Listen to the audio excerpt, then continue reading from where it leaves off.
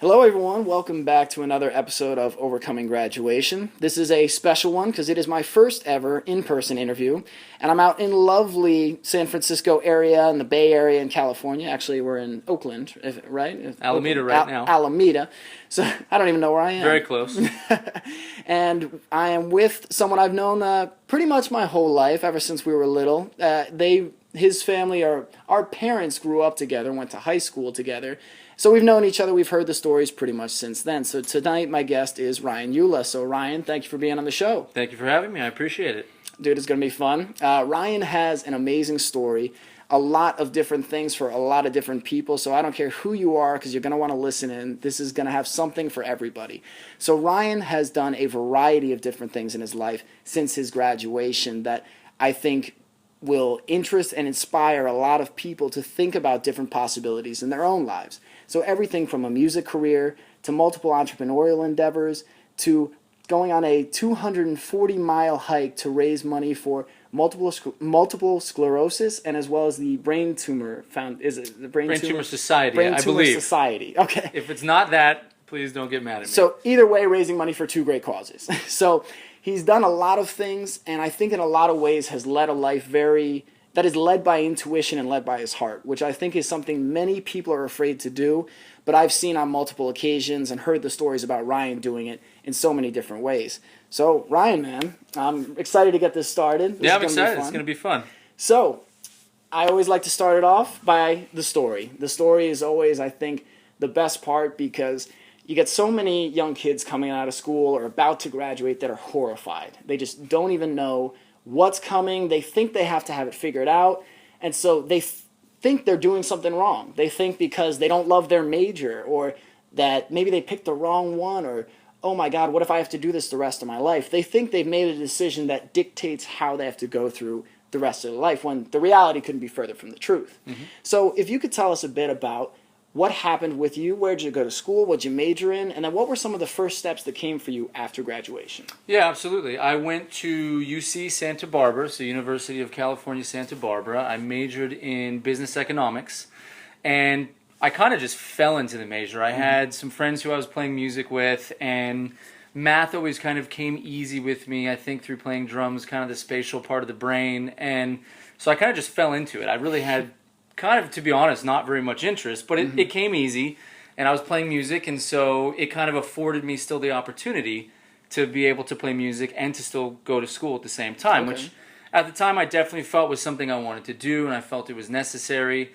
And, you know, it's funny, as I came out, I was still playing music, and so it kind of, school to me, in an interesting way, just kind of cruised by. I didn't think about it in the sense that I think a lot of people do, where you go through high school and you immediately apply and you're thinking about that constantly. I kind of came into it wanting to play music to a certain extent. Okay. And so school just societally to a certain extent is kind of the direction that you go. Right. And so I kind of just fell into that as well. And so it was a trajectory that just kind of took me kind of down that path. So music was always the driving force, but school was just kind of, well, that's what you do next, so I'm going to jump in, and why not go to maybe one of the most beautiful places in the world and have perfect weather, and for the rest of us who were suffering through cold winters and snow, Ryan was like, oh yeah, you know, we'd sometimes... Mid-70s. It's mid-70s, year-round, it's sunny. Right. We'd maybe skip class and go paddle boarding or have a fire on the beach at night. So, you know, really the struggle, the hard life. It was difficult. It was very, very difficult. I had friends that went there too. So, I mean, that was kind of, it's funny, at that point in time, you're kind of, you a lot of what you do is sometimes based upon your social, you know, who you're hanging out with and what they're doing. And you're kind of reacting a lot to how to what's happening with them and to how you're engaging with them and to how it's kind of blossoming your own sense of self. Mm-hmm. And so a lot of that, too, is I had a lot of friends that went there. One specific friend who I had played music with in high school. So I just said, you know what, I'm gonna head down there. I'm going to play music. At the same time, I'll go to City College, which is just basically a junior college, a JC that was there. And then I kind of just, to a certain extent, followed my heart and fell into kind of just things on the side. Right. Like it started as, oh, well, I'm just going to find a way to play music, and then that blossomed into another thing and another, which for the listeners, for especially you college grads, because I know graduation is coming up quick for you seniors, that is how life is going to go a lot of the times. There's really not going to be this understanding of the next 20 years. I mean, so many people ask you, oh, what do you want to do for the rest of your life? And it's such a daunting question for someone so young with so much to figure out. So don't be afraid of just making the decision now based off of what you feel in your heart. And Ron, let me ask before we go further in the story, when did the love for music begin? Oh, and for the listeners, if there's any barking or anything in the background, we have our lovely side guest, Jersey, who's lying on the bed next to... Oh, she heard her name. Don't ever say her name. That's an invitation. So if you hear anything like that, we do have a lovely dog guest. But so where did the love for music begin? Because it seems like by the time you got to college, it was already in full bloom, that this love, this passion for music. So where did it start? Yeah, my family, both sides, my mother and my father's side, there's music everywhere. My father plays music. My mother plays music. We had my mother's father who played harmonica. My uncles and aunts would get together, and they all had these beautiful, fantastic voices. My uncle plays guitar. My dad plays guitar, and I grew up around it. I grew up listening to music. I grew up with instruments in my home. I grew up. My dad's family friend, when I was a child back in New Jersey, he gave us a snare drum, and we had that snare drum in the basement. And I remember as a kid, and I couldn't have been anything, maybe 5 or 6, and I would just bang away on that snare drum. And then we moved out to California, and I had always expressed interest in playing music and joining like a school band, and my parents said, well, what do you want to play? I said, I want to play drums. So it just kind of went from there. I made friends through music, which also helped, because bouncing around a lot as we did when I was a kid was a little bit difficult for a while, because you're at that age where kids are kind of mean to each other at points in time. Absolutely. And especially when you are a kid from New Jersey moving out to California. Right. And we moved to a place. Oh, you're from Jersey. Yeah, exactly. Oh, yeah, you're that guy. And I did have an accent too. So it was, rightfully so. Probably kids were badgering me at points in time, and so it was a way to make friends too. And so it became as I moved along, this brotherhood, and became another kind of. We left family back in New Jersey, and we left a large part of what I associated with life, which was we spent a lot of time around them. And so I still spent a lot of time with my family when we moved out, but it became pretty much my mother, my father, and my sister. Right. Eventually my dad's parents followed, and we kept in touch with everybody, and we'd go visit, but that daily sense of family was kind of removed to a certain extent. And so I think part of it was just gravitating even to another sense of just kind of brothers to a certain extent. When I eventually got into bands. Right. And progressed into that. Yeah, it's like it's the sense of belonging in family that I think we've been very fortunate. We have close families. We have, great parents and siblings.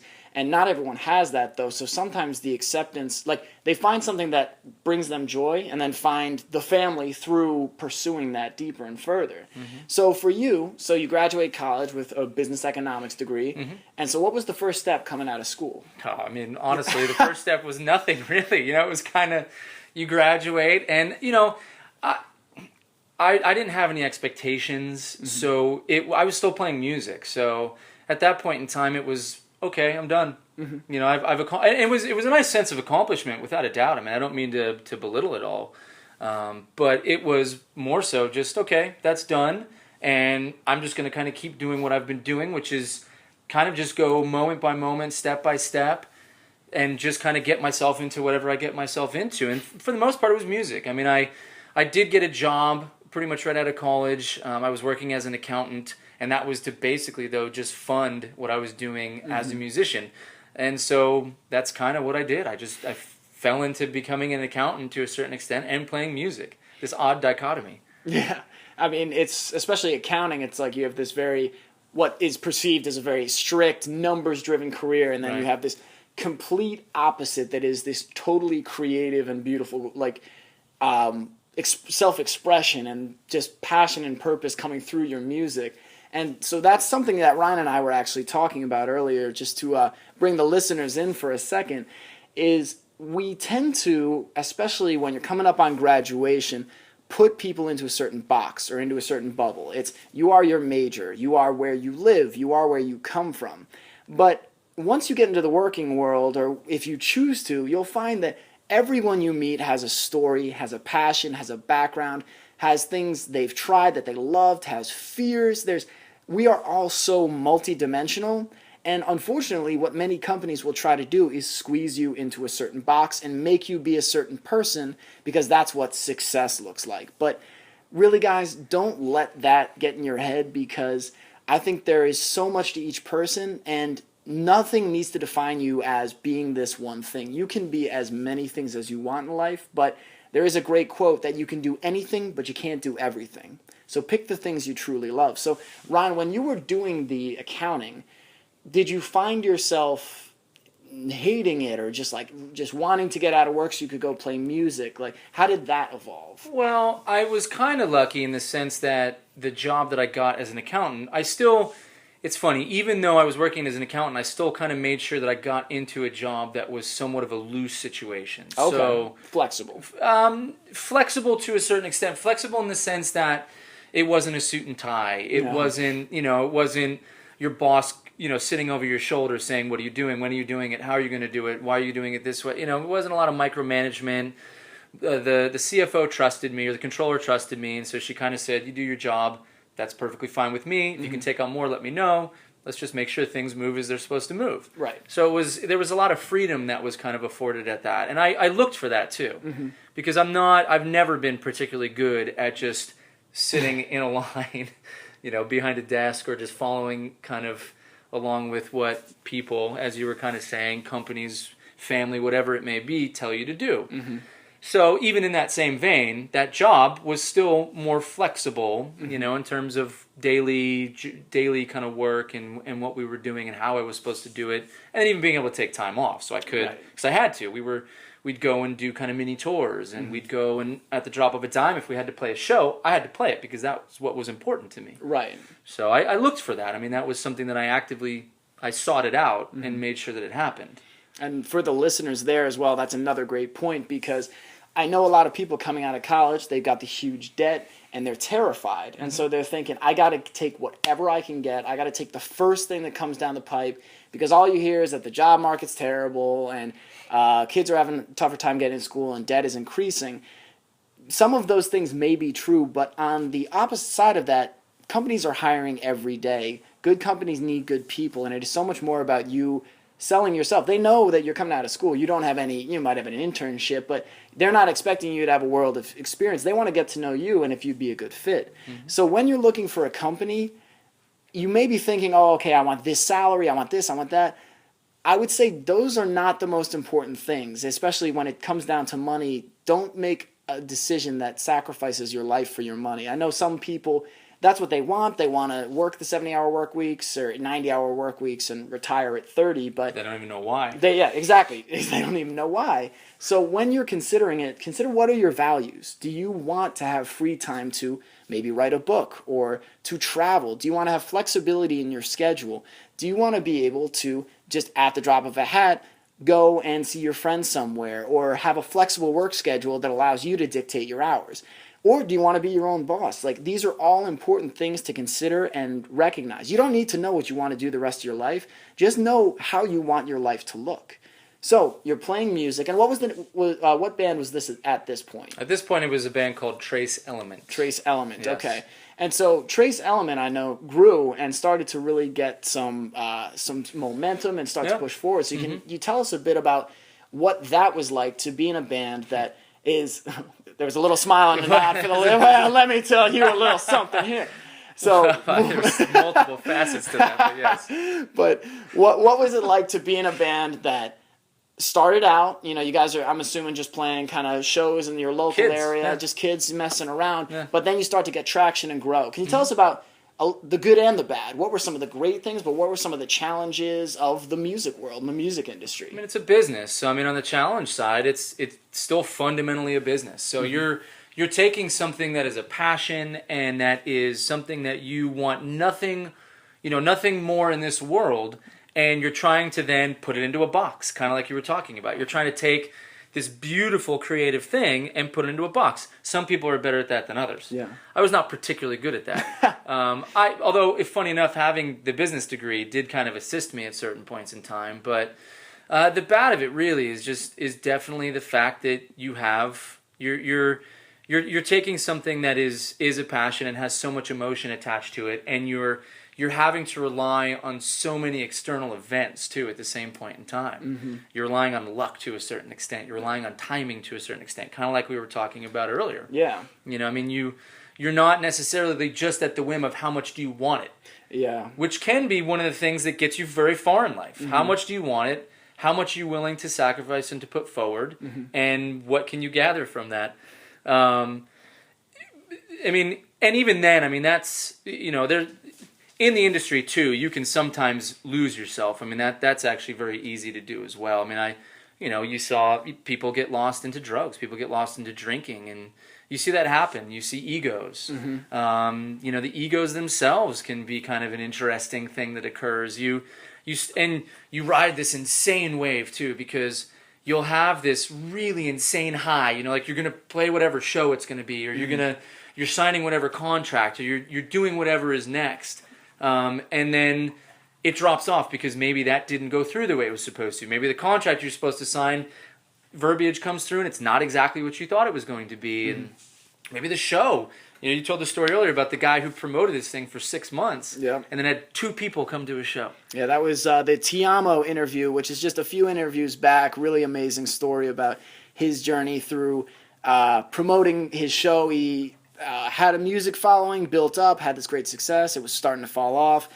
Puts on this great, or promotes this huge show in this massive auditorium, ends up having 2 people show up, and then eventually turns the whole thing around to later be playing for nothing but sold-out crowds. So that's a great interview for anyone to listen to later. But right now we're on Ryan's story, so we're going to jump right back. Well, it's still it interested me, though. I mean, hearing that story, I could very much relate to it, because you'd play a show in front of, say, 1,500 people, and then maybe the next night you're playing in front of literally like 6. Wow. You know, and so...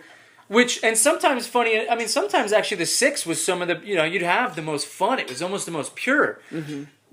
It could be really kill you, though, sometimes, too, because maybe if you were expecting more. You have a lot of expectations sometimes when you're doing this. Yeah. You know, you reach a certain level of what you may consider success, and you just kind of then maybe expect certain expectations can be very dangerous, too, and then it doesn't come through. And, you know, and you're left without that kind of high again, and so you ride these insane waves. The good side of it, though, the dog's eating, by the way, so If you're hearing any clinking, that's Jersey getting her food. she decided to eat at an opportune moment. Yeah, it's, you know, the best parts of it are still the simple fact that you get to. For me, I loved being on stage. Yeah. Being on stage, still without a doubt. Talk is ridiculously loud. Being on stage, without a doubt, is still my greatest joy in life. There's a palpable and tangible energy that you gather from people. This dog, Jersey, go lay down. Hey, Jersey. There's a palpable and tangible energy that you gather from people when you're up on stage. I mean, it is you just and you feel this. Just kind of this when you're not thinking. I mean, sometimes if you get caught in thought, it can kind of throw you off. That's a negative sometimes. But when you're just really just going for it and you just kind of you lose yourself to a certain extent. You enter this. Time doesn't exist. You're in this weird ethereal place. You know, maybe runners talk about when they talk about runner's high and. You know, it's different reasons, but it's very much you are just in this momentary place that is just this fantastic world, and that and part of that too, sharing the stage with people that you consider to be family. I mean, to kind of bring it, you know, circle back to that, is that it would be you'd have that brotherhood. You could look at that person on that stage, and you would not say a single word, and thoughts would almost transfer between the two of you. So it was a glorious thing. I mean, it was. That's so. I love seeing you talk about it too, because you see the passion. Like one of my favorite things is when I'm traveling is to meet people. And like one of my goals is whenever I'm on a flight, which is a lot now, is to meet one new person. You know, if I've got 3 connections or whatever, I have to meet at least one new person during that travel. And I love to dig in and find out what it is that person is passionate about, because it is unmistakable. That energy that just welled up in you and the expression in your eyes, it's like that's only comes when someone talks about what brings them just the truest, purest joy that we can experience. And what I think is another key point is that when you're doing what you love, when you're doing what makes you're the most passionate about, you're creating through your music, and you're up on stage, which brings you, just like you said, the most joy. What you're also doing is you're freeing people and liberating them to feel that too. Oh, absolutely. So that energy, I mean, is really a true thing, that you're bringing out this freedom, you're bringing out this joy, that maybe the music speaks to them in a way that helps them forget their worries or concerns. And so when you've got a room of, I mean, and like you said, the 6-person room could have just as much energy as the 1,500-person room. It's intimate. But it's close, and you're looking it's these very people intimate. in the eyes. Oh, yeah. And it's a whole different world than the blacked out theater, and you can't see anything. And it's amazing, though, because I'm sure there are times where you were looking out into the crowd and you connected. Like, where there was just eye contact. And for guys, so I'll be putting up some of the videos of Ryan drumming with Trace Element on the on overcominggraduation.com after this. He is an active drummer, so he's not a passive just looking out in the crowd. The guy is intense, and you can tell he loves it. So, but it's like you get to connect with people doing what you love, and there's so many quotes that I've heard that essentially come down to the essence that doing what you love liberates others to do the same, or to even believe it's possible for a second. And so I'm curious, because I'm loving the music vein. I'm loving what we're on here. Can you tell us at first one of the worst show experiences, and then one of the best? Because I like to finish with the good. So what was one of the just maybe you had those, and just to the expectations thing, I think that's a really interesting point when how you define expectations in life. Because I remember in college we would go out at night, and if you had a specific goal, I'm gonna hook up with a chick tonight, or like I'm gonna do this or whatever. If you have this really ultra specific goal, you could have a great night otherwise, great time with your buddies, you could bond, you could meet new people, but then you don't hit that one specific little goal, even if it was like, I'm gonna get nachos tonight, like something really specific, and that doesn't happen. All you can focus on is the fact, many of us, you didn't get nachos. But when you just set a goal that's, I want to have the best night possible with my friends, or I just want to be there with my buddies, all of a sudden it opens you up to possibility. You're not so focused on one thing. So I thought that was interesting what you were saying about expectation. So, okay, so one of the worst, one of the best. One of the worst. It's funny. It's actually, when you were talking, you actually gave me a couple seconds to think about it, and I'm still actually having a difficult time, mostly because even if you had a really, really bad experience, you would still tend to... Ryan is pulling the pillow away from the dog. He was chewing a hole in it. So eating her bed. This is part of the fun of doing... I'm already loving the live interview, but I also said to Ryan, I was like, listen, man, when I'm on the road, I don't have any editing software, so whatever we do, it's going up. That's perfectly fine with me. This is not the first time I've... You know what, though? At least I'm not saying anything too bad, on the radio or anything like that, which I've done before. Right, just my podcast. Yeah, no worries. No. I mean, in the sense that, I'm not 21 and making dumb comments. Well, the good news is you can say whatever you want, and then all I have to do when I'm posting it is just put it as explicit so iTunes knows. So we're good. Enough. So that's good. Cursing, that's good. whatever, express yourself. Well, no, I'll avoid the cursing. But I mean, hopefully, the benefit of being a little bit older makes you a little bit wiser. So, no, it's coming back to the bad show. It's really difficult. I would say I can't point to a specific show that I would say was like a bad show. I remember the feelings that I've had that were negative surrounding a few shows. Okay, yeah. I really can't point to a specific one. I would say a lot of it related to expectations. Expectations in the sense that we do have negativity bias. Yep. So, it's ingrained within us. If you saw a beautiful sunset, that was a wonderful thing. But if you missed seeing the saber-toothed tiger that was about to take your head off, that was a bad thing as we developed as human beings. So your brain kind of goes to this negative state to a certain extent, which you can affect, which I fully believe. But we can talk about maybe that on another podcast or later. Digging, yeah. But I would say the feeling surrounding it would affect you in this kind of almost...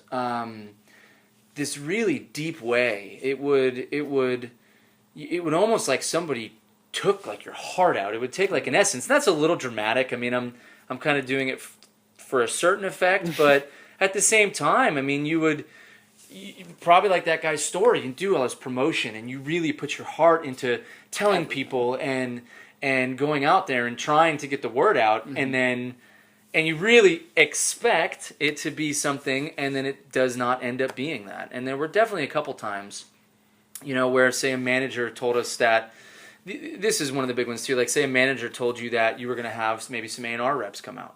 A&R? A&R, yeah. A&R are basically the guys at record companies that would be your first door into getting like a really solid deal. Okay. Major record kind of deal.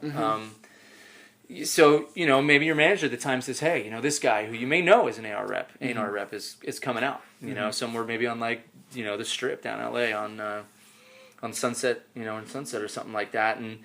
And they don't show up, and maybe also like your crowd isn't that good, and so you have these wild expectations, and then you just have to rein it in, and that's part of what dealing with it is about too. I mean, that's part of what you sign up for when you do that. Best show, I would say that there's a couple of them. There's two that absolutely stand out. One was the Key Club, and that was on Sunset Boulevard. And that was mainly because we were doing an opener for the X Games, and we just had gotten endorsed or sponsored, I don't even know what you'd call it now, by Oakley. So it was kind of like a cool culmination of things. I mean, totally sold out, packed show. Key Club's already fun anyway, just a really cool big stage.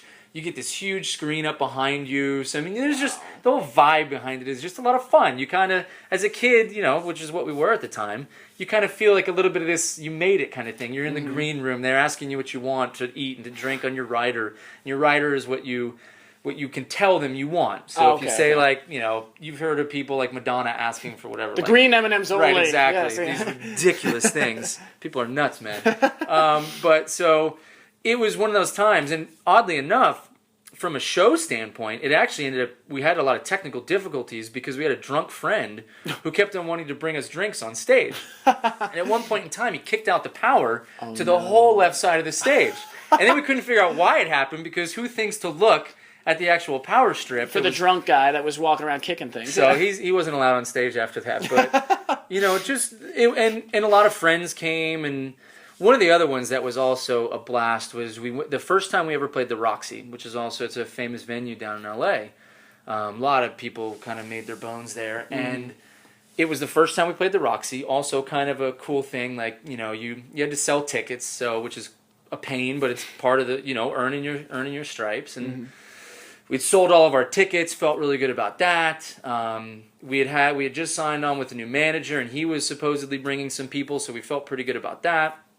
And we'd done sound check, and we got a good, really good response. I mean, there was a lot of cool things going, and it continued into the night, which is really cool. We had, 150 of our closest friends, or 100 of our friends that came down with. We ended up, there was a place that Zeppelin, I think it was Zeppelin, made famous. It was called the Riot Hyatt. So I mean, the whole. I'll continue into that, but the Roxie, it was just really cool. Also, as a kid, once again, my dad came down, which was awesome. I didn't expect it.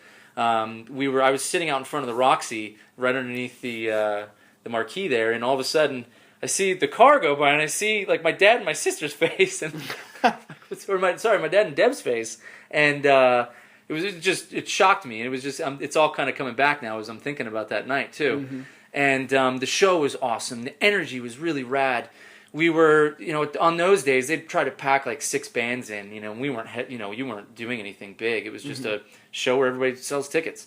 And, and then we got on, and there was this cool crowd movement that came up to the stage. And it's really intimate, too, for being a famous venue. I would guess probably like 400 people max. But super close and tight. Close. I mean, it's tight. Yeah, it's a real tight venue. Really, we played really well. Everybody had a blast. And then we went over to the Riot Hyatt afterwards. And part of what I always loved about playing music was being around people. Yeah. Was our friends would get involved, and family got involved, and it would continue. So you'd play your show, and people are amped. You're amped. It's an adrenaline rush. You're living this cool thing. I mean, Your friends are supporting you. Yeah. Your parents, like, people are excited. Oh, you got to come to Ryan's show. It's like, it just, the enthusiasm and the energy builds on itself, and it spreads person to person. Absolutely. And then we had one of the wilder nights that we've ever had afterwards at the Ryan Hyatt. I mean, it was filled with balconies and things going off balconies that shouldn't go off balconies, and there was an unnamed person, not me, in the band that actually ended up spending the night in a drunk tank that night, and it wasn't me, which I would admit if it was. And yeah, I mean, it was nuts, but it was a blast. We invited the Roxie back, basically. So we took the whole Roxie and we brought it back to the Riot Hyatt. Wow. We had a good old time. You know, there was all kinds of stuff going on that night, and it was fantastic. And that's, well, I mean, I love seeing, I can see the light in your eyes talking about it, because it's remembering all the good stuff, the crazy stuff, like the kind of the stuff you look back on and you're like, man, that might have been kind of stupid, but it was awesome, you know? And so for the listeners, especially for the young guys out there, for the love of God, don't be afraid to make stupid decisions. Oh, please do. Because they're going to be some of your best stories, some of your best and worst experiences, some of the times you're going to learn the most. But Ryan and I were talking about earlier, I'm so sick of hearing, I'm 25 years old, and I hear people say, oh, I'm too old for that, man. I don't have the energy I used to. I don't this or that. Essentially saying, you know, I can't live life right now because, oh, I'm just exhausted. I'm tired. My work schedule, this, that. If you are saying those things and you're deciding that life is, that it's as good as it's going to get, go watch Netflix, that's all it's ever going to be. If you want to live an extraordinary life, you have to make extraordinary decisions and do things like Ryan's talking about. Like, hey, man, let's start a band. Let's build it up. And then you end up playing this crazy kick-ass show in front of a ridiculous audience and then having just a wild, wild night that you remember the rest of your life, that Ryan is chuckling to himself going, oh, you have no idea. So, and that was only one. And that was just one. Was just one. I mean, several I've got years. hundreds of stories that I could tell in that vein.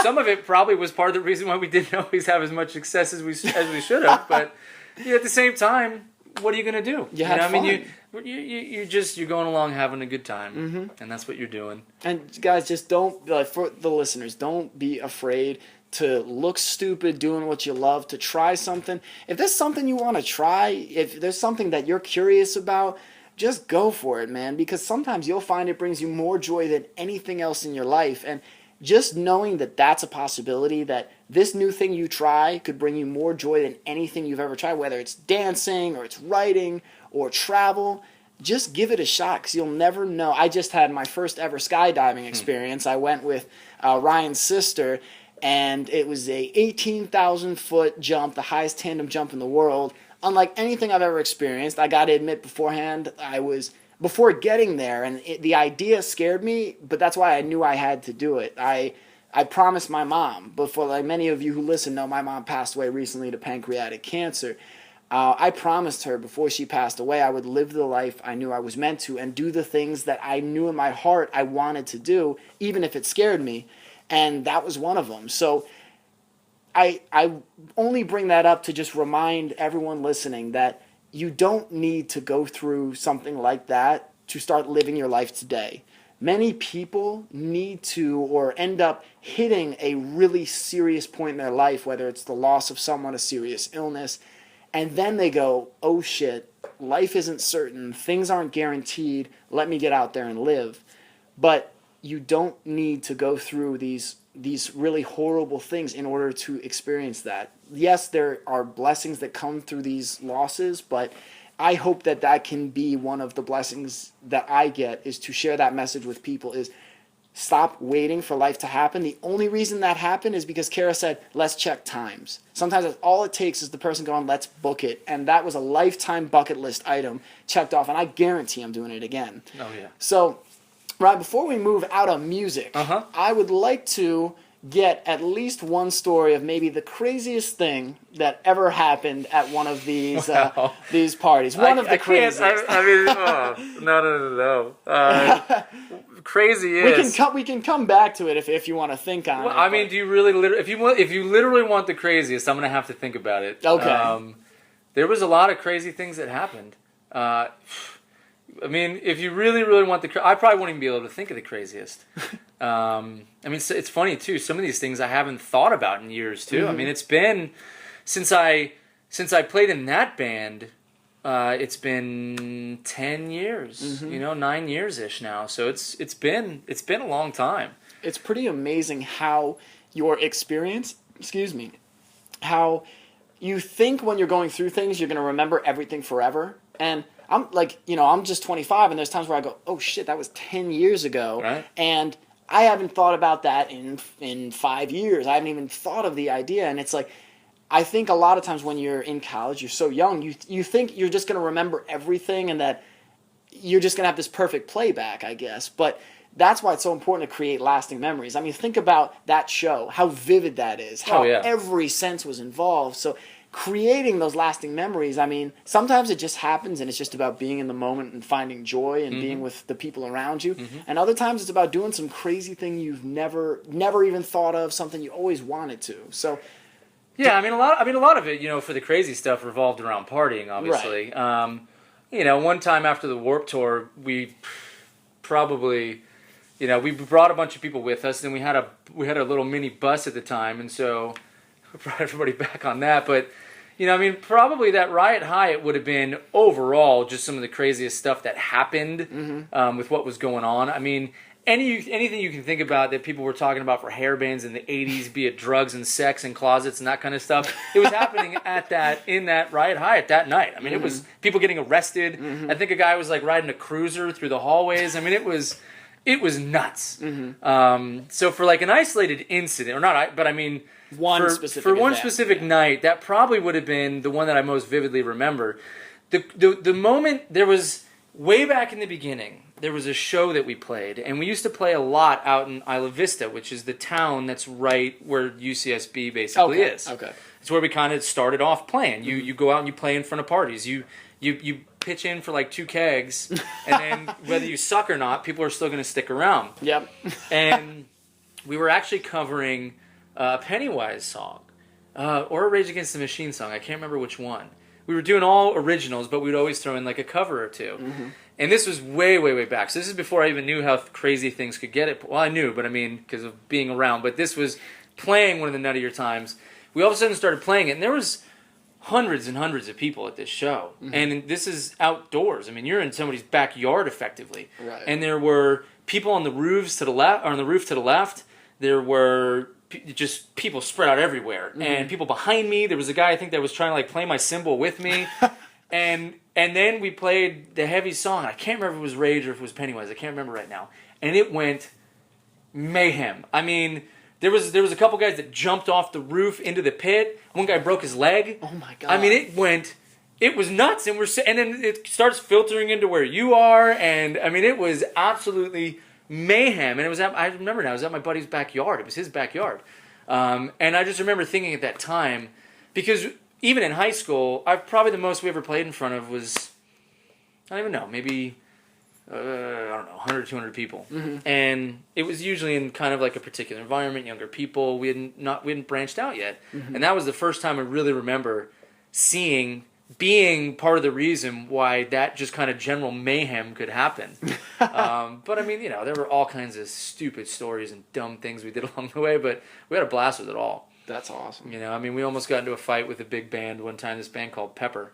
And it was basically, we didn't even do anything. You always would do sound checks before, and Adam, our lead singer, was a little bit of he's a feisty guy. Hothead? No, not a hothead necessarily. He was feisty. He was fun. He was fun. He was fun feisty. And so we go up to these guys, Pepper. They had just done their sound check, and we're like, "Hey guys, can you get your stuff off the stage? We got to bring our stuff up. We got a sound check." And the guy's like, "Oh no, you can move it." And we're like, "Hey, you know what? We're not gonna. That's not really our job. We're keeping cool. We're like, it's not our job. We're not gonna move it." And they just kept going at it. And then eventually we all stood up, and it was kind of this toe-to-toe face-off. We were about to have 2 bands throwing down, and luckily the club guys kind of came in and softened everything. But I mean, you always just, there was inevitably, you just had stuff happening. It was kind of just, I mean, it was just what it was around. And then, there was plenty of other times where nothing, was all going according to plan. See, and that's, I mean, I think with any kind of pursuit towards your passion, there's going to be those moments of turmoil, just kind of chaos, good and bad. And you're writing emotion. And it's just up and down. So So now, okay, so can you tell us a bit about how we transitioned from Trace Element? How many years did that last? And then how did that transition into the next step? Yeah. Probably Trace Element was about 6-ish years. I mean, about 6-ish. And kind of what happened was I broke my collarbone actually in 2004. And we had just signed a new management contract, and we were supposed to go into this really big studio and record another album. And I broke my collarbone. I got hit by a car on a mountain bike. Jeez. And the band made the decision, and I still kind of toil with this sometimes, made the decision to not record with a fill-in drummer. Okay. And so they wanted to wait. But the problem is that we were already kind of teetering on the edge of some of the guys kind of waffling anyway, because we've been riding that for a long time. I mean, really trying to make it, and it wears on you. And so one of the guys, while I had broken my collarbone, turns out 4 months later it didn't heal, so I had to go back and have surgery. You're saying the band members waffling? Or band members waffling. Band members, okay. Yeah, sorry. Band members waffling, 2 of the guys specifically. And once they found out I had to have surgery after already being out for 4 months, one of the guys just decided to quit music entirely. Wow. And one of the guys actually got picked up by one of the guys from the Ataris to join a band and then go on the Warped Tour. So he took off and did that. And there was another guitarist we brought in from a band called Pressure 4-5. He had just gotten done with the Ozfest. And we brought him in, and we wrote some really killer music. It was tough. You know, you didn't quite have the same sense of brotherhood going on. Connection. He expected his connections to, I think, make everything a little bit easier, too. He had just come out of DreamWorks, which was a label that was around. Okay.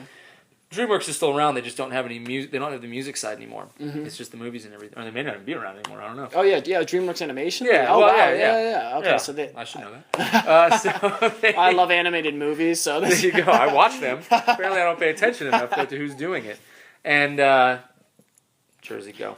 Jersey's trying to cuddle. And so, yeah, she's trying to cuddle. Go lay down. She keeps trying to sneak over and say hi to me, and Ryan just keeps gesturing. There's been a couple times. It's pretty funny, but yeah. So the it kind of, he was hoping that when we recorded because we did do about a 5-song demo with that, and he was hoping that it would be a little bit easier than it was to get that picked up and to get a deal out of it, and it wasn't. And so we let that kind of hang on for about another year or two, and then I wasn't necessarily looking to make a change, but I actually came up to visit my dad and Deb, his wife, at one point in time, and actually her company offered me a job, and I was half and half, but I wanted to be closer to my family again, and I knew kind of that the band was running its course, and it kind of just became the time that it was just. I was kind of done. It had worn on me enough, and I loved the guys, and I really felt bad leaving, and I wasn't ever 100% sure of it. I mean, I don't know if you really ever are in life about certain things. You just kind of go with it, and then you have to run with it because that's the decision that you made. And I never regretted it, but yeah, that's kind of what happened. I ended up getting a job, and then I transitioned back up to Northern California. Yeah, I mean, especially when it comes to those decisions that are based on the biggest thing in your life, like that is the essence or the purpose or the meaning, and then it comes a time where you just feel in your heart it's time to make a change, or that intuition is telling you it's time to move on. It's never going to be easy, you know. And for the listeners, a lot of these big challenges and things that you're going to come up against, just because you may have a really strong sense of knowing, or you know in your heart it's time for this to happen, doesn't mean it's going to be easy. You can know it with every fiber of your being and still doubt and still flip-flop and wonder and be concerned. But there are times where the difficult challenges are going to come. And like Ryan said, you've just got to, all right, you make your decision, you embrace it, and then you step forward. Because you're not always going to make the perfect one, that's for damn sure. But you can decide how you react to the changes and the things that come. So what was the job that you moved up for? It was actually working in construction, basically. So, but I was working sales. So I was working as like an area sales manager, and so I kind of moved into construction, which I liked to a certain extent too, because when I moved up, I ended up meeting up with a guy who was a songwriter producer, and so I started doing some studio work for him, and then also kind of joined a band with him for a little while, and so it kind of. And for the listeners, what is studio work? Studio work is basically where, in some fashion or another, you go in and record for somebody, be it another band, be it a songwriter, be it a producer. You just go in and you lay down. So in my case, because I play drums, it was laying down drum tracks. And so you were just strictly doing drums? I was just strictly doing drums, and I was just strictly doing it for the purpose of just being in the studio, not to... We weren't, I mean, for these songs, we weren't going to play these live. These were actually songs that he was attempting to sell to major labels. Okay. So he would mix and master and do all the... Sometimes not. I mean, you would kind of send out roughs. You'd basically just send out these little kind of demo reels and say, here's the song idea. Are you willing to... Invest. Do you want us to clean this up? You know, are you just going to take it and pay the royalties to the songwriter? Okay. There's a lot of kind of inner workings of the industry that's sometimes, I mean, it's the business side of it. That's where people can make money and not the millions, you know, and have the quote unquote glory.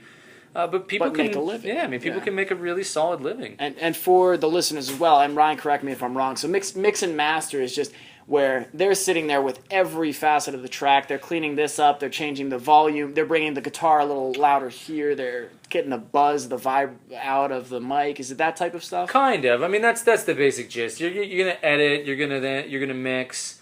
Mastering is actually what you do at the end, and that's just kind of cleaning doing like the final cleanup. You're not particularly editing it at that point in time, but you are just doing those really fine-tuned things to just perfect. Yeah, Okay. just to really round it out, to get that polished product that you hear. Okay.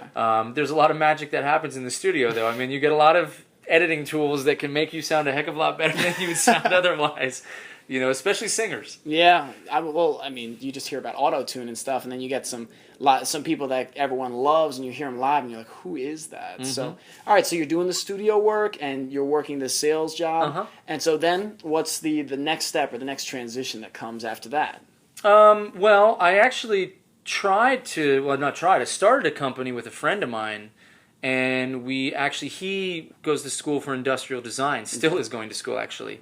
And his father imports from China, and so he had designed a backpack, a very nice, solid backpack. And so I said, let's try to do this. Or we had talked about doing things for years, and so it was kind of an opportunity to kind of put that together and then try to do something with it. Really interesting learning experience. Regarding going into business with friends, entrepreneurship, really doing something that either tangibly or because I didn't really know much about backpacks. I mean, in a very passive sense, from carrying them on my back when I went to school, but it was kind of more his thing, and so it was interesting trying to then sell that, and I got in contact with big box stores, and I really kind of made a push for it. But it was very difficult, and it's kind of one of those things that we didn't really know what we were doing, and so part of it too was just kind of shooting from the hip. But it gave me some really invaluable lessons as to what to do better if I was ever to do anything like that again, personally. Right. Subjectively, because somebody else could have succeeded doing it. They may have had either just the innate ability to go down a certain path and get whatever needed to be done, or they could have gotten lucky, or they could have they love backpacks. It could be a lot of different things. For us, though, it was just tough because I wasn't totally interested in the direction we went. When we were first starting, I said, let's do something with music, develop a pick, or develop something that we just know, and that we feel, that we can, when you go talk about it, you don't have to sell it. It's you're doing so it clear. Right. It's just you're just doing it by the innate love for whatever you're talking about. So it was kind of an interesting learning experience about that too, and we still dabble in it, but it's more kind of run its course. Yeah, I remember my dad got Evan and I, so Evan's my brother for the listeners, but he got Evan and I each a Missoula backpack, and they were great. And you would think, oh, a backpack's a backpack, but it's really not when you see one that is well designed and has features that consider things that other bags don't. Right. So, all right, so you've gone through this, it's kind of your first big entrepreneurial endeavor, and so How soon after did the hike happen? Was how long did the that go for the Missoula bags? Well, I mean, the Missoula bags still, like I said, mildly continuing now, but really as a push for a few years. Okay. And part of the hike actually was I had already exhausted a lot of the kind of practical ways that I thought about selling bags, which was go to stores, go talk to wholesalers, go do these things that people kind of tell you to do. Right. You read Inc. magazine, you read Fast Company, you realize things about how this person succeeded. Now they've got this gigantic e-commerce company. So I'm like, all right, I'm going to do these things. They're tested, they're tried, and it didn't work for me for whatever reason or another. I mean, a lot of it too is that we picked a very saturated thing too. Yep. So I mean, we picked a very saturated niche area, and it just made it really difficult. So the hike was born out of a lot of different things, mostly out of wanting to hike, but at the same time, it was a way we were trying to brand Missoula, and by branding Missoula, we were branding ourselves. We were trying to sell a certain lifestyle. And even though these weren't backpacking backpacks, the whole idea we were getting out behind Missoula was that because the bags had waterproofing, and I mean it was kind of an urban style backpacking thing. Right. You know, I mean it was breathable exteriors on the back, so it was kind of incorporating some of those things. A rugged bag, but more for the not for necessarily for the intense backpacker, but Exactly. a rugged bag that has all the features of an intense backpack that's stylish that can be used in the urban world. Right. I mean, for to not go into in depth Yeah, and yeah. bore people with it, that is a very apt description. So, yeah, it's so part of actually the hike a little bit was me even just kind of deciding that I wanted to live out more of that. I mean, it was there was a lot. There was so many different influences on the hike. Kara, my sister, my aunt who was sick at the time. And can you, for the listeners, Kara and what were they going through at that point? Kara had been diagnosed with multiple sclerosis. Probably would have been like 8 or 9 years prior to that. Multiple sclerosis. Luckily, she's had what they call relapsing remitting, which means that when the disease attacks her body, she then goes into remission. So her body has a chance to heal itself, the myelin around the nerve. Can you explain for the listeners, because MS is something many people hear MS, maybe they've heard multiple sclerosis, but they don't know what it is, what it does. Can you explain what it does to the body? Absolutely, and it depends actually what it does to the body, and that's actually kind of part of the real difficulty with MS is that there's generally, one, they don't particularly know why it happens. There's genetic environmental triggers. They don't really know exactly. There's 4 different types of MS, and each one will affect the body in a different way. If somebody has a progressive version, eventually they're going to be wheelchair bound, and even technically nobody ever dies from MS, but they do die from the symptoms of MS or what complications exactly. So it's a little bit of a nuanced thing, but it's still, it still can be a very brutal. I mean, people will slowly lose faculties.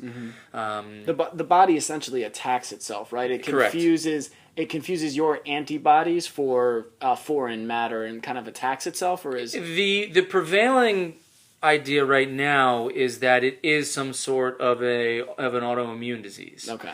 That actually there's actually some conflicting ideas as well. So they haven't totally figured it out. There's some interesting research that goes on.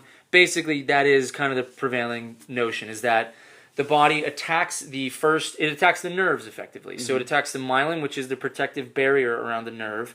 And eventually, if it's able to wear that away, it then starts directly attacking the nerve. Right. When you start directly attacking the nerve, you get into those progressive, degenerative forms of the disease, which can be brutal. Yeah. I mean, it's awful. For the listeners, though, Kara is kicking ass, doing a great job. Yeah. She's actually going to be interviewed on the show probably next, so you'll get to hear her story as well. But is doing just phenomenally with it, and we're so happy for her, and is also living a kick-ass life too, not letting that dictate how she lives. So your aunt, what was she battling with? It's a glioblastoma. Okay. So a brain tumor, and one of the more deadly forms of brain cancer.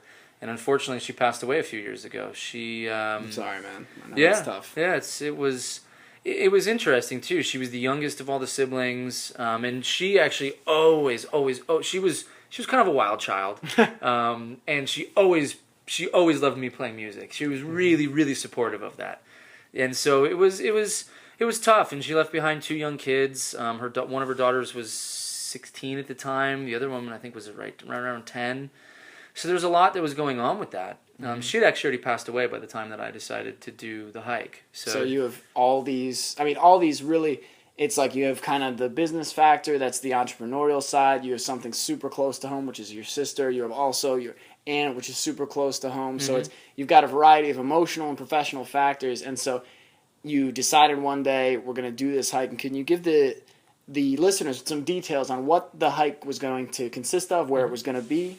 Absolutely. So I had backpacked prior to this, and we wanted to backpack the entire John Muir Trail. And the John Muir Trail effectively runs from Yosemite, the Happy Isles Trailhead at Yosemite, to the top of Mount Whitney. So it goes into Tuolumne Meadows, which is also part of Yosemite, and then drops down the Sierras through some of the most gorgeous country that you could ever imagine. I mean, it is just spectacularly beautiful. It is beyond description. If anybody has ever thought about backpacking, it's actually considered one of the trails that is doable. Don't get me wrong; it's exceptionally difficult, but doable for people that maybe don't have a ton of experience. It's not a Pacific Crest. It's not a 2,500 mile hike. It effectively, by the time you're all said and done, you do about 240 miles. And how many days did that hike take you? We did it in 25, which is kind of considered middle of the road in terms of pace. Okay. You'll have some of your more extreme hikers, they'll do it in like 15, 18 days. Some other people, because they want to just go off on little offshoots or they just want to go slowly, they'll go for, who knows, 30, 35, 40 days. So, but it ends on Whitney, and then you obviously have to get off Whitney, so technically you're not going to just hang on the top right, of the exactly. mountain. You're not getting lifted off there. Harrison Ford is not picking me up in his chopper. So it was one of the greatest things I've ever done. Yeah. And so who did you do it with also? Right. We did it with my girlfriend Jackie, and then actually your father and my father's high school buddy, a gentleman named Jim Cox, and he turned 60 on the trail, which he didn't tell us. But we found out one day because we stopped to talk to somebody, because you always talk to people. That's one of the cool things. And you're always, and I'll say always, it's not even hyperbole. You're always meeting people in this very, very pure sense. There's no egos. There's no preconceptions. There's just, you're there. And you are all doing the same thing. And you are all at this odd peace because of that. And so one day he was talking. He said, "I turned 60 today." We didn't even know. We're like, "Jim, how do you not tell anybody that you're turning 60 on this gigantic trip that we're doing here?" So we stuck a match actually in a Snickers bar, because we always had Snickers bars for the end of each day, because we wanted to have these really, just some semblance of normalcy, or just a treat really. So we stuck a match in a Snickers bar and we sung "Happy Birthday" to him, and it's actually really cool because that night was the only night that we were close enough to civilization to get a little bit of a signal, so he was actually able to speak to his wife Rose that night. So it was actually really cool. That's great. Yeah, it was just a couple minutes, and you could see it in his eyes. It was really cool. And something that I think is cool too is, so my mom always said to me growing up, both my parents, but in particular my mom, because when I had my bad relationships, she was like a mama bear and like, get away from me. He's like, they never, neither of my parents ever tried to push me or told me what to do. They'd let me make my mistakes, and I made some good ones. I mean, I made some big ones. But my mom would always say to me, she would ask me questions or just kind of give general advice and let me take it as is. Like my dad loves the quote, the best teachers tell you where to look but not what to see. And so my mom always said, because when I was growing up, 99% of my time, once I figured out the girl I was like, I hit puberty, I like girls, this is great, girls are awesome. Once I hit that point, 99% of my decisions were made on how to meet girls, how to spend more time with girls, how to date girls. Maybe if I join that, then girls will like me more. If I play guitar, and it's like only later did I discover I love doing them for me. But my mom said, do the things you love, and you'll meet the people you're supposed to. And so you and Jackie got to share this amazing experience together. And for the listeners, if you want to get to know a person and you also want to test your relationship to see what it's really all about, travel with them and take a trip, because you learn.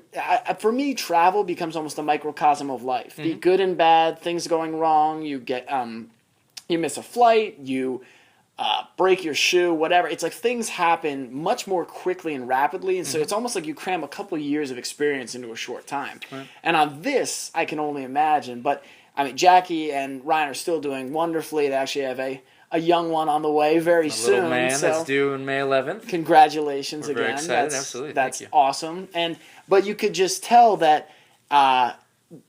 Although it was challenging, and I'm sure it's like, but you learn so much more about a person through going through something like this together. And I think so few people have that, either take that initiative to have that opportunity to develop that. So from this hike, because there's so much we could go into, but what I really would like to get down to, because I also want to get to what you're doing now, what were some of the biggest lessons, and maybe what were some of the most unexpected things that come from it? Because I think, like skydiving, you think, oh, I'm going to think this, I'm going to feel that, I'm going to do this, and this is going to be the best part.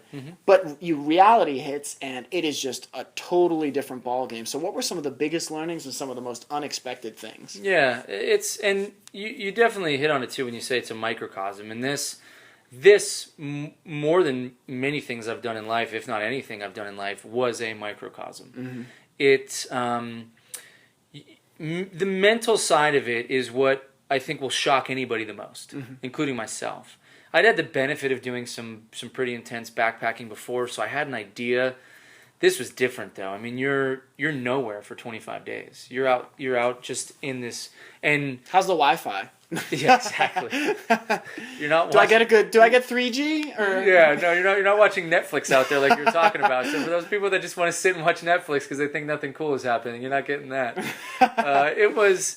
Yeah, I mean, some of the most shocking stuff was just the mental aspect of it is, I think, what tends to be the most surprising. You know what's going to happen. You're prepared to a certain extent for the mental side of it. Physically, you can pretty much do anything. Yeah. I mean, we're designed as human beings, as long as we take care of ourselves, to do some pretty amazing things. Mentally, we can really, really, I would say a swear word here, but you can really mess with yourself. I had believe that involved an F. There was an expletive that I was. You can really get lost inside your own head. It's really easy to just loop yourself into just this insanely neurotic way of thinking. We're all guilty of it, and I think when you're on the trail, you can do that, or you can. There's a lot of what you get into, which is kind of like a trail trance, which becomes very much like a meditation. It's like an active meditation, a walking meditation, which some people are fond of. You're not talking. A lot of times, more often than not, you're by yourself. People hike at different paces. Some people find that very difficult because they think backpacking is going to be like this wonderful Boy Scout trip to the woods where you're... me and my sweetie are going to hike together. Right, exactly. Yeah. But you're climbing... I think my dad looked up the average, and it was something like 1,800 vertical feet a day. Wow. Along with about 10 miles a day, with a 50-pound bag on your back. So you're going at different paces. You're alone. You're by yourself a lot. I like that, actually. Throughout my life, I've developed a kinship with myself. Being alone, which most people don't. Right, most it can people be difficult. Are terrified to be by themselves, and because of that, we just dive into technology or destructive relationships or destructive behaviors. Right. It's like, we'll just do whoever we can find to spend time with, we'll do whatever it is, even if we hate it, just because. But yeah, just distractions rather than spending time with the person you spend the most time with in the world, and that's you. Developing your own peace. Yeah. And that's really what the trail is for. The trail is to develop a sense of self. I should say foster a sense of self. You really, it strips down. I mean, you don't have a phone. You don't have all these distractions because I don't care what I say. I'm guilty of it just like the next person. And so, even though you attempt and you try to remove yourself from that stuff, it's all around us. And I mean, most of us, those of us in the third world, first world, I'm tired. It is getting late. Those of us in the first world, I mean, you're surrounded by it. Unless you travel, like you talk about, you don't know much of what else is out there, and so you're constantly inundated with this stuff.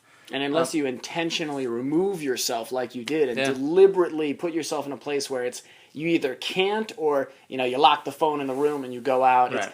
It's so hard. Like we said about traveling, like, oh, I'm gonna bring this back. I'm gonna be like this at home, and it's like there are definitely things you can bring back, mentalities, perspectives, but it's like, oh, I'm only going to drink tea at like I did back Right. in this place. And it's like, well, they don't offer tea here. You know, it's like, it's about being Still limiting adaptable. yourself too. Right. I mean, at that point in time, you're still falling into some sort of confined box. Exactly. Your own. I mean, it's self-regulating at that point in time, but you're still doing that. You know, I mean, you're still kind of being guilty of whatever you might have been trying to get away from in the first place. Right. You know, it's not organic. Is kind of what you end up just you don't allow just your own essence, you know, to kind of flow. You don't allow your energy to make its path in whatever way whatever direction that it may want to go, or that might be most natural for you. And the trail is exceptionally good at getting rid of everything, and you just get into this really, like I said, a walking meditative state, and you really just, everything just kind of melts away. And you have these particularly kind of Zen moments, what people I think kind of most of us consider to be kind of those Zen moments. You really just, nothing, you just kind of, it reminded me of music to a certain extent. Not the like testosterone, the adrenaline driven type things, but in the sense that nothing else is really happening for that period of time. Sometimes you're beating yourself up during these periods to a certain extent. Even though nothing's happening, I mean, you can still be having momentary emotions. There's kind of this misconception that people think that like if you're in the moment, you're not going to have like an emotional response, or you're not supposed to be thinking. You can't not think. You're going to think. It's just that you're trying not to attach to those emotions. You're trying to kind of let them freely be. Right. Or at least that's what I'm trying to do at this kind of period in time. I interviewed this woman named Jess Jacobs. She's a professional endurance athlete for my book, actually. And she said to me, one of my favorite quotes from her was, people always ask her, you know, how can you be an endurance athlete running marathons and Ironmans for that as your job? And she said, you better be really in love with yourself or have a great playlist. Right. Because when you're out there running by yourself, it is just you and the road. And so those demons can come up. Absolutely. And like you said, it's being in the now is so powerful, but being in the now isn't always easy. And I also, through my recent experiences, have learned how important it is to experience all the emotions. One of my favorite speakers, Sean Stevenson, said that you waste more energy and do more damage to yourself trying to resist your emotions than you do than just letting them come, letting them pass, and not dwell. Yeah. So, all right, so you've done this amazing hike. You've gone through this, I mean, obviously transformational experience. And so we're getting towards a point where we'll have to wrap up, but I also want you to be able to touch briefly on what it is you're doing now as your current career, your current step in the career path, and then we'll wrap up after that. I'll keep it pretty quick too. We actually there was 3 people that went the whole way: Jim, myself, Jackie. My buddy Derek met us halfway. Okay. So Derek is a good friend of mine. Known each other since high school. He did half the hike, about 110 miles. Oh, that's all? Yeah. And yeah, go ahead. No, I got So Derek and I decided to actually start a company. So we actually decided to start a small contracting company. All right, so since just one thing I was going to add, because a lot of people are like, oh, I don't have time for a 240-mile hike. I can't have that Zen experience. Take an hour, go out to the woods, find a trail near you, and don't bring your phone. I'm not saying turn it off, put it on vibrate, get rid of it, and just walk and be with yourself, and walk or be with the woods. And even if you get a 10-minute glimpse of that Zen, that peace, you'll find that ideas flow freely. You'll find that intuition kicks in. You'll find that you just maybe even just get a relaxation and peace. But I just wanted to touch on that briefly. No, I completely agree. I mean, I without a doubt, I agree. I think that when we're fighting too many things, fighting our natural kind of flow of our own lives, our own energy, our own direction in which we might be the most healthy to go. I mean, your own being will find the right path to go if you don't get caught in all the bullshit. Right. And that's where we get lost a lot. We get lost a lot in the bullshit, where you just the distractions, and you try to resist and you try to fight. When in actuality, when you just let it all go, you're gonna go in the direction that you should be going. Right. I mean, it's a little ethereal to a certain extent, right? But it's true. I've experienced it, and and it works and it helps. And the interesting thing too is a lot of people hear these discussions and they go, oh yeah, for the hippies and the people that have no goals or ambition.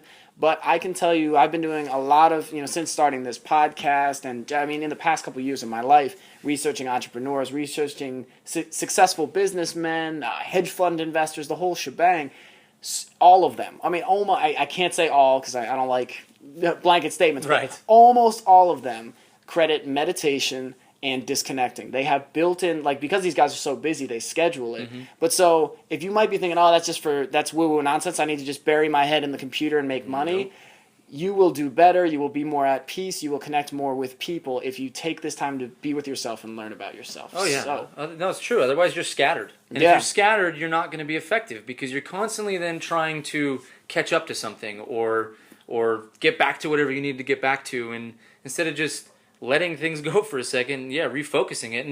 And you were about to jump back and ask me about my company, but it leads back into that. Yeah. And that's that I do disconnect. Because if I don't, I'll get scattered. And granted, I can get scattered anyway. Right. Maybe it's from partying while I was a musician. But it comes back. Exactly. So I find it very necessary. I meditate myself. Do you do any specific type of meditation? Like, is there a certain branch? Because I know there's several different There's a lot types. of branches. Like transcendental. Right, exactly. No, I mean, honestly, I've read a lot of books. I've gone to a couple of, like, the classes and the seminars and whatnot, and I kind of just picked and pulled. Whatever works for you. Yeah, I've never been totally associative to, or necessarily saying that I have to associate with anything. Right. So that kind of gels itself into the rest of my life, which is that I'm not going to say that I have to follow this particular form of Buddhism or Taoism or meditate in this particular way. Is that dumb? Who knows? Is it totally taking advantage of whatever I could? Who knows? But I learn as much about it as I can, and then I pick in the pieces that I feel work for me or challenge me mostly. Not even just work, because sometimes if it just works, then maybe you're not doing it the way you're... But challenges me. I want it to challenge me. It helps you grow. Exactly. Something that helps to kind of challenge my status quo. And so nothing particular, but I just... Sometimes it is active meditation. If I don't have time to maybe... Not even time, but if I'm not particularly in the mood to sit and meditate, I'll make sure I go for a run or a bike ride or go lift weights or maybe even go out to lunch with someone. I mean, there's many ways to meditate that people don't always realize. And sometimes I'll even do quick little 1 minute, 2 minute breathing sessions. Just to, if I start to notice something elevating, I'll just kind of take a quick moment just to try to recenter a little bit. Yeah, it's so critical. And I think meditation is one of those things that people have like I even did a natural aversion to. But it's something I definitely, it's going to be a big topic on this podcast because I felt the benefits when I do it. I felt the negative effects when I don't. So that was great just to get like a little blurb about, and I loved how you said it can be running, it can be lifting, because a lot of people think it's just sitting with your hands in circles and making ohms. So it's being present. Being present and just slowing down and not letting all the constant. I think in Qigong they call it monkey talk. It's the monkey mind that just keeps chattering. So so you and Derek start this business, and what is it you guys are doing, and what are some of the ups and downs, and then we'll hit the last question and we'll wrap up. Cool, man. Yeah. So it's a contracting business, a small contracting business. We focus on a few different things. We're actually growing it right now. We're actually attempting to become. We're more niche right now. We actually want to grow it to be general contractors, and who knows, we may do something totally different after that. We're not really locked into anything. But, the positives are more so that at least I feel like I'm following more. I've always wanted to start a company, and while I did with Missoula, that was more abstract to me. And it may not make sense, but I mean, it wasn't... the way that I guess that it happened for me personally was a little bit more abstract. We didn't... we just didn't get to experience it, I think, in the way that most people get to experience operating a business. And so this, being a contracting business, having a storefront, I've always kind of been curious about it, doing something along those lines. And so, negatives is that you have to be there a lot more than you probably think. Starting a business is not an easy endeavor whatsoever. Most people are going to tell you you're crazy. It's funny, a lot of people don't even want you to succeed sometimes. I think there's occasionally kind of a natural... people are scared of people that want to take their own steps in life. I think a lot of people have a tendency to kind of shrink away from that because it's... I gave up something too at some point in time in life, and maybe this person's not. It's an interesting reaction that I've seen on occasion. I think a big piece of it is, if you succeed at your dream, it pushes people outside of their comfort zone. Because maybe they've said to themselves that a certain dream wasn't possible at a time. And so it's a lot easier to accept that current reality they have than to completely redefine what they've been looking at and say, wow, maybe... Unfortunately, a lot of people go, maybe... Instead of going, maybe that could be me too, or I could pursue my dream, they go, oh, well, no, there's got to be something wrong. Here, let's look for the negatives. So... I mean, unfortunately, that's part of where it becomes so important to surround yourself with the right people. Yeah, But so you were continuing to some of the challenges. The challenge, just more than anything, is just we bootstrapped it. So I mean, we did it financially ourselves. And bootstrapping, for the listeners, is starting it from the ground up. It's just totally you. It's just hustling. It's an entrepreneur term that means you work. No loans, no anything. We just pulled together money from a few different sources. From his mom, who was kind enough to loan us some money, from my savings, and we built out a showroom ourselves. He taught me the end of his business. I taught him the end of the stuff I had learned with the other contractor, and we just took off running and figured out some stuff along the way. I had business training, and this is fun. I mean, this is where the college certainly helped. I mean, the business economics degree absolutely helped. Positives is that you own your own business. Yeah. What you are learning, what you are experiencing, what you are doing is all dictated, pushed, experienced. I mean, everything by you, and so and a friend. So I mean, the cool thing too is that I get to go into work and I just BS with a friend sometimes. I mean, you have to do business, and that sometimes kind of throws a kink in it to a certain extent, but. For the most part, I mean, you get to hang out with your friend and you get to conduct a business, and we're successful. I mean, people seem to like us. We have a lot of good Yelp reviews. I mean, we're doing something okay. But at the same time, I sometimes don't even feel like I own the business. I feel like I'm still working for another company for something for some boss I don't even know. And we run it, and that's what we do. And then some paycheck shows up. So but it's a challenge, and I enjoy that a lot. Absolutely enjoy the challenge. I think there's a couple things that came up there, but I think one of the big things, and especially when I was younger, I heard entrepreneur, and I heard about these people who they did this thing for 6 months and they worked 2 hours a day and made $10 million. And it's and I think that's kind of the fantasy, but just for the listeners, it's, a lot of people go, oh, well, it's just that immediate gratification mentality. But what I think a lot of people miss sometimes is that when you're doing what you're passionate about or what you believe in your heart, and it's not to say, all right, contracting is the main thing in your heart, but what's in your heart is owning your own business, being your own boss, creating something, giving people great value, giving people a great experience with you.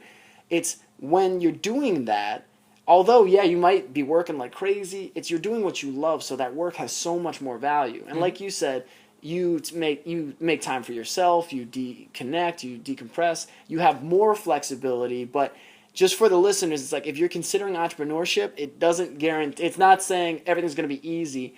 You're going to have to work, you're going to have to learn and be open to fail and fail quickly, and that's just a big, big piece of it. And you have to let go of fear. Oh, yeah. And that's one of the things. I mean, that's one of the things that music set me up for really well. When you try to make a career in music, you let go of a few things. You let go of societal pressures, because most people are going to tell you you're an idiot. I mean, that's a little extreme, but it's true. It's true to a certain extent. You let go of this preconceived idea that a lot of people have that you have to follow this one particular path.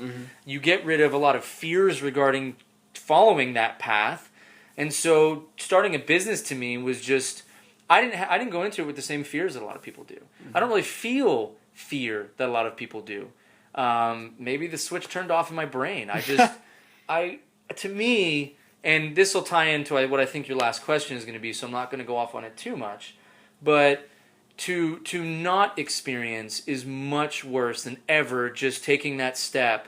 And I'm not saying go do something stupid and go kill yourself, but by jumping in front of a car, so you're trying to be a stunt driver and doing something dumb. But I'm gonna try and fly. Right, exactly. Right. I mean, in the essence of being, in the essence of just go out and do something. Yeah. Anything. What is it, Yogi Berra's Experience. quote? When you come to a fork in the road, take it. Right. You know, like so many people, it's the paralysis through analysis. It's Right. just sitting there and, well, if I do this, if I do that, just go jump out of a plane. You'll know exactly how you feel after you do it. I did some research for the company, and then we just did it. Mm-hmm. You know, I did enough that I felt was what was intelligent. You know, there's a point in time where you can be a little too impulsive, and I've certainly fallen into that before. But you do just enough to get the information that you need to make sure that what you're doing is, in a business sense, I mean, in this sense for us at least, and then you just go. Mm-hmm. And you figure out some stuff along the way. And that's another huge misconception that I've fallen into countless times, but it's all right, I'll start it once I know everything. Once I've read every book and listened to every podcast, and it's like, the experiential learning is going to give you 10 times more feedback and allow you to improve 10 times faster. And I always say to people, I'm like, you could read every book and watch every YouTube tutorial on how to shoot a free throw, but you'll never get better at it until you do it. Mm-hmm. And so, Ryan, this has been great, man. This is awesome. Yeah, it's been a lot of fun. I'm having a lot of fun with this. this. Was good. So, and we always wrap up with the same question. I know you and I both got to get to bed because we got work in the morning. You gotta live the real life. We were talking about beforehand. We're like, we're both really tired, but we still did it. So I'm glad. You talk, you get energy. So yeah, exactly. This has been a lot of fun. And that's one of the things that's the most fun for me is talking to excited, passionate people and getting to like bring that out or just remind you of the stories of some of the best moments. And then also it kind of like reinvigorates those feelings and brings it back and reminds you of things or maybe a person to reconnect with, you know? So it's always fun for me. So, and it's so unique for each person. That's what's so great is that everyone's story has beautiful moments, has challenges, has ups and downs. And it's great I love hearing them. I love hearing people's stories. So, and yours is really, really fucking interesting, so I love it. But hey, man, I haven't thought about some of this stuff for a long time, so I get a kick out of telling it as well. That's great. So, all right. So the last question, as always, is if you could go back to when you were you just graduated, you were on the verge, and you were this young kid with the eyes wide, not really sure what was coming. What would be the advice you would give to yourself if you could go back in time and talk to the younger you? Yeah, I mean, this is going to be kind of two-part because I know what you kind of end these segments with, and one, to be honest, I don't know if I'd tell myself personally anything different because everything in life that I have ever done has led me to where I am now, and I've always been a pretty firm believer in the you're not going to be able to change anything, so there's no use in lamenting, and I quite enjoy the person I am, good and bad. You know, all the everything that I am, and so for me personally, I don't know that I would go back and tell myself anything. I mean, enjoy, certainly to try to slow it down. I think at that point in time, I was definitely reaching out to future phantoms a little bit, kind of thinking about what could be, what might be. Mm-hmm. You know, in that sense, I think I would say enjoy, take the time to enjoy the moments. As a general thing, one of the things that I love, or one of the things I think about in life, is that aside from the extremes in life, nothing is set in stone. Mm-hmm. So if you go out and try something and it fails, so what? If you go out and try to do the John Muir Trail and you get halfway done, so what? If you go out and try to learn how to ride a bike, or you go to skydive one day and it's foggy, or whatever else, whatever these things are, your failure is just that failure, just that momentary failure. There's nothing that's attached to it that you have to carry with you. Mm-hmm. And so the worst thing you can do, which is what we were kind of just talking about, is to not do something, is to just sit there, as you said, paralyzed. Because when you're paralyzed, you stay in just this state of mind that is so prohibitive to doing what we can do in life, which is to enjoy it, the good and the bad. You're gonna feel sad sometimes. You're gonna feel happy sometimes. You're gonna feel pain. You're gonna feel joy. You're gonna feel heart-wrenching, ripping out anguish, and you're gonna feel elation and the happiest moments that you could ever even think to experience. And unless you really go out and feel those and experience those, you'll never know the glory of what life can be.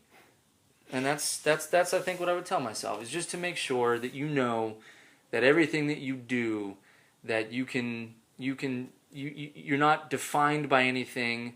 You can just go out and experience and live and enjoy and take that with you forever. That's awesome, man.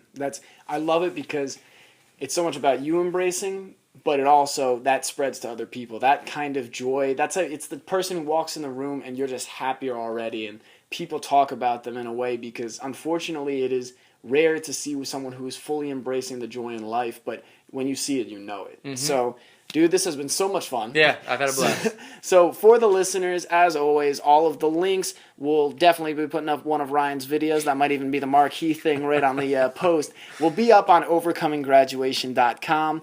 If you have any questions, concerns, if you want to hear out more about Ryan or maybe have me put you in touch with him so he can tell you more of the details of those crazy stories, then reach out to me at brian@overcominggraduation.com. And now we're going to get going because it's probably past our bedtimes now. Right. You have to get to work.